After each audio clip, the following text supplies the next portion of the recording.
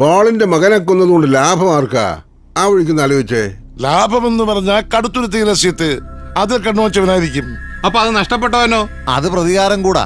ഇരുന്ന കസേരന്ന് പിടിച്ച് പുറത്തോട്ടിട്ടതിന്റെ അരിശം. അതായത് തനിക്ക് കിട്ടാത്തത് നീയും തിന്നണ്ടെന്ന്. അപ്പൊ ഉമ്മച്ചൻ തന്നെ.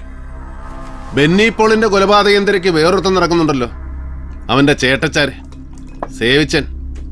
അവനെ ഒന്ന് കണ്ടാലോ? അവൻ ഇരിക്കുന്നിടത്ത് പോയി അവനെ ഒന്ന് കാണാം.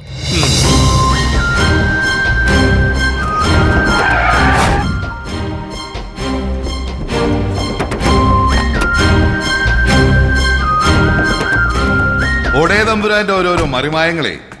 എന്റെ പിള്ളേരെ മീൻ മാർക്കറ്റിലിട്ട് നീ തല്ലിയന് നിനക്കൊരു മറുപടി തരല്ലോ എന്ന് ആലോചിച്ചോണ്ടിരിക്കുകയായിരുന്നു. അപ്പോഴാ നീ ഇവിടെ. പുലിമടയെ കയറി വെട്ടാൻ മാത്രം ചങ്കുറപ്പുണ്ടോടെ ഇവിടെ നിനക്ക്? ജോസെ ഗേറ്റ് അടയ്ക്കടാ.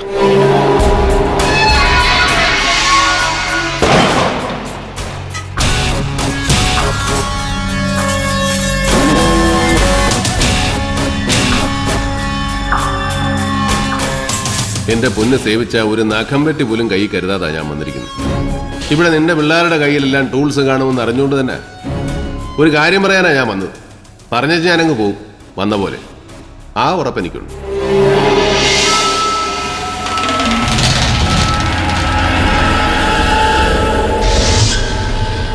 എടാ മോനെ, നിന്റെ അനിയൻ ചെറുക്കനെ ആര് തട്ടി അതറിയേണ്ടത് എൻ്റെ നിന്റെ ആവശ്യമാണ്. എനിക്ക് ആ പെങ്കൊച്ചിനെ രക്ഷിക്കണം. നിനക്കാണെ നിന്റെ കലി തീർക്കുകയും ചെയ്യും. ഒന്നിൽ ആ പണി നടത്തിയത്, അല്ലെങ്കിൽ ആര് പണിഞ്ഞു എന്ന് അറിയാവുന്ന ഒരുത്തൻ ഇപ്പോഴും കളത്തിന് വെളിയിലുണ്ട്. അതാരാ? ഉമ്മച്ചൻ. അവനോ? നീ പറയുന്ന നേരാന്നോ? അവന്റെ പണ്ടം തോണ്ടി ഞാൻ വെളിയിലിടും. അവനെ ഞാനൊന്ന് കാണാൻ തീരുമാനിച്ചു. അവന്റെ വായിന്ന് സത്യം പുറത്തു വരുമ്പോൾ നീ കൂടെ ഉണ്ടാവണമെന്ന് തോന്നി. എന്താ? ഞാൻ റെഡി. എന്നാ കേറ്.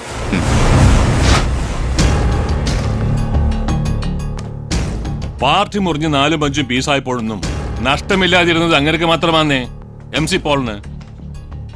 ഇനി ഒരു ലയനമുണ്ടായാൽ തന്നെ അങ്ങേരുടെ സർവാധിപത്യത്തിന് കീഴടങ്ങിക്കൊണ്ടായാൽ ഞാനും താനും ഒക്കെ മരണം വരെ മങ്കൊമ്പിൽ വീട്ടിന്റെ പരിത്തിരുന്ന് ചൊറി കുത്തേണ്ടി വരും.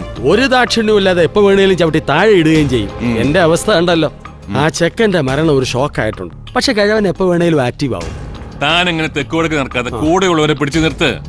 തന്റെ സപ്പോർട്ടേഴ്സിന്റെ ഒരു മീറ്റിംഗ് വിളിച്ചു കൂട്ട്, കോട്ടയത്തോ പാലായിലോ. എന്നിട്ട് തന്റെ സ്ട്രെങ്ത് മൂപ്പിലാണെന്ന് ബോധ്യപ്പെടുത്ത്. പിളർന്നാലോ? ഇനി പിളരാൻ ശ്രമിച്ചിട്ട് കാര്യമൊന്നുമില്ല. വരട്ടി കൂടെ തന്നെ നിൽക്കാൻ നോക്ക്. ലയനമായാലോ? ലയനമാവാം. നമ്മുടെ ഡിമാൻഡ്സ് പുള്ളിക്കാരൻ അംഗീകരിക്കാൻ തയ്യാറാവുന്ന ദിവസം. അതിന് എന്റെ കയ്യിൽ ചില പ്ലാനൊക്കെ ഉണ്ട്. വഴിയെ പറയാം. ആളൊന്നൊക്കെ 150 രൂപയും ബിരിയാണി പൊതി. എന്നാ ആളെ കൂട്ടി ശക്തി കാണിക്കണ്ടേ?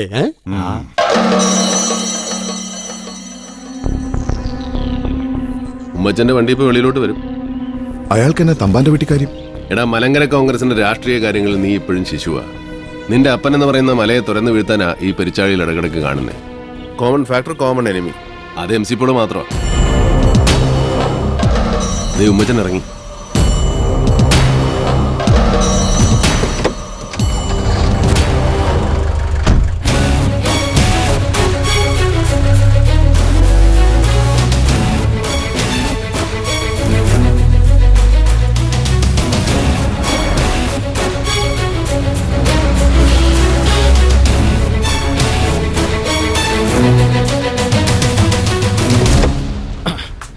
ആ കൈരളി ടിവിക്കാർ വന്നിരുന്നോ? ഇല്ല.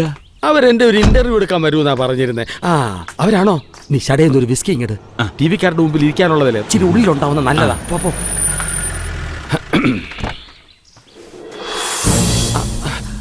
ഇതെന്നെ ഇത് സേവിച്ചനോ? ഡേവിഡല്ലയോ അത്? എന്നതാ വിശേഷം? സേവിച്ച മോനെ,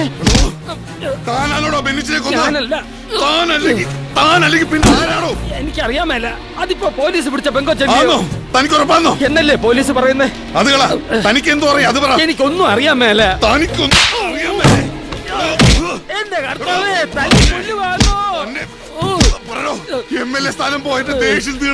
ഇല്ലേ, MLA സ്ഥാനം തന്നതും പോൾ സാറ്, തിരിച്ചെടുത്തതും പോൾ സാറ്. ഇനി തല്ലല്ലേ കുഞ്ഞെ, ഞാൻ ചത്തുപോകും. അത് ഉമ്മച്ചൻ പറഞ്ഞ ന്യായോ? ഇനി എന്തല്ലേ ഉമ്മച്ചൻ മടിയാവും. വിട് സവിച്ച, വിട്. വാ പറയട്ടെ. സത്യത്തിൽ ആരാ പോൾ സാറിന്റെ മോനെ കൊന്നെന്ന് കണ്ടുപിടിക്കേണ്ട ഉത്തരവാദിത്തം ഇപ്പൊ തന്റെയും കൂടെ. ഇവനല്ലേ ഈ സേവിച്ചൻ. ഇവനെയും കൊണ്ട് തന്നെ ഇനി ഇവിടെ വരത്തരുത്. പട്ടിയെ തൊടലേന്ന് അഴിച്ചു വിടുന്ന പോലെ ഈ വിവരം കിട്ട ചെറുക്കനെ തന്റെ ദേഹത്തോട്ട് ഞാൻ ഇറക്കി വിടും. ചെയ്യരുത്. എന്തെങ്കിലും വിവരം കിട്ടിയാൽ താൻ എന്നെ അറിയിക്കണം. താനൊരു തുമ്പ് കൊണ്ട് തന്നാ മതി, ഞാൻ അതേ പിടിച്ച് കയറിക്കോളാം.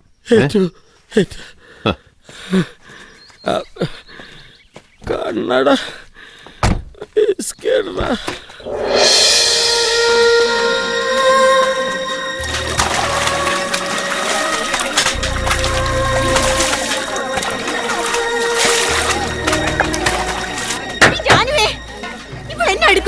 കിടന്നുറങ്ങുവാണോ?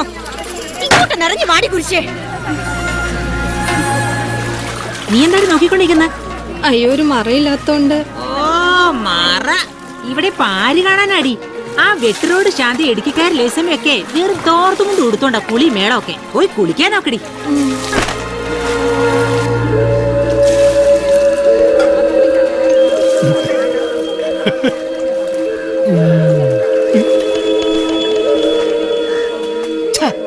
ഇവളുമാര് നേരെ ചൊവ്വയൊന്ന് കാണിക്കുകയില്ലാന്ന് വെച്ചാ എന്നാ ചെയ്യാനാ?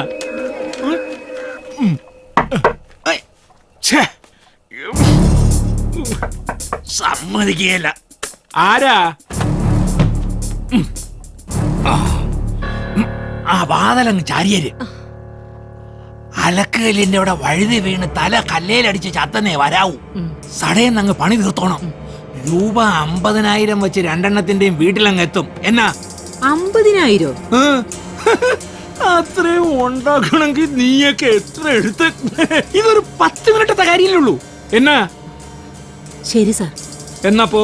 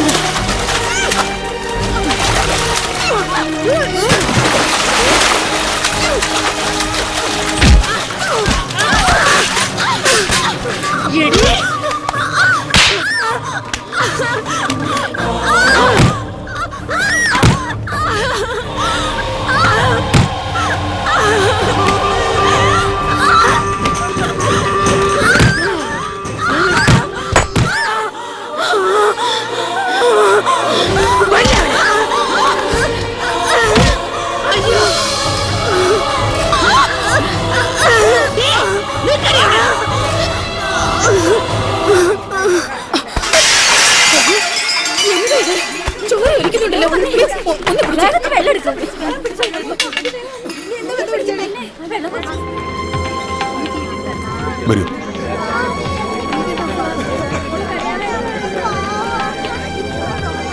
ഇതില്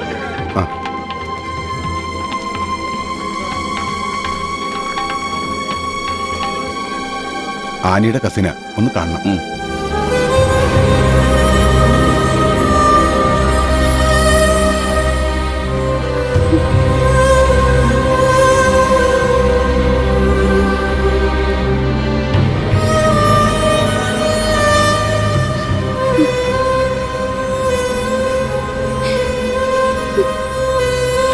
ഹലോ ഡേവിഡ്.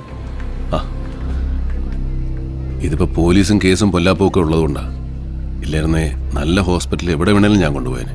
അതിന്റെ ഒന്നും ആവശ്യമില്ല. She's all right. 4 സ്റ്റിച്ച് ഉണ്ട്, അല്ലാതെ വേറെ കുഴപ്പമൊന്നുമില്ല. ഹെഡ് സ്കാൻ ഞാൻ പുറത്തോട്ട് ചെയ്യിച്ചു. Nothing to worry.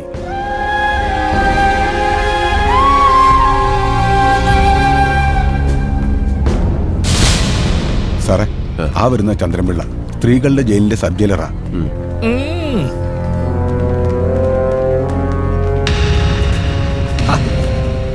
വഴി മാറടോ. ചന്ദ്രൻപിള്ള, ഞാൻ ഡേവിഡാ. ഏത് ഡേവിഡ്? ആനി, ആ തലപൊട്ടി കുത്തിക്കെട്ടി കിടക്കുന്ന പെണ്ണിന്റെ വകയിലൊരാങ്ങളെ. എന്നതാ ഉണ്ടായേ? ചുമ്മാ ചളിക്ക് താഴെ വീണതന്നോ അല്ലെ ആരെങ്കിലും തള്ളി താഴെ ഇട്ടതന്നോ? ഒന്ന് പറഞ്ഞേ, അറിയാനാ. ഓ, അത് പിന്നെ സ്ഥിരമല്ലയോ. അത് കാണാൻ വർക്കത്തുള്ള കൊച്ചല്ലയോ. അവളുമാര് മറ്റതാ. ആ ഉദ്ദേശത്തിൽ കയറി കൊച്ചിനെ വളഞ്ഞതാ. അത് സമ്മതിച്ചു കാണുകയില്ല. ആ കശപശയിലാ താഴെ വീണ് തല പൊളിഞ്ഞത്. അത് ഇങ്ങനെ ഡീറ്റെയിൽ ആയിട്ട് റിപ്പോർട്ട് ചെയ്യാൻ നോക്കൂ. പിന്നെ അതിന്റെ എക്സ്പ്ലനേഷൻസ്. അതുകൊണ്ടാ ചളുക്കി വീണെന്ന് പറഞ്ഞ അങ്ങ് തീർത്തത്. ഈ ടി വിക്കാരെ കൊണ്ട് വലിയ ശല്യം വന്നേ. അവന്മാര് ക്യാമറയും പൊക്കി പിടിച്ചോണ്ട് വന്ന ഞാൻ പോട്ടെ ബ്രദറെ.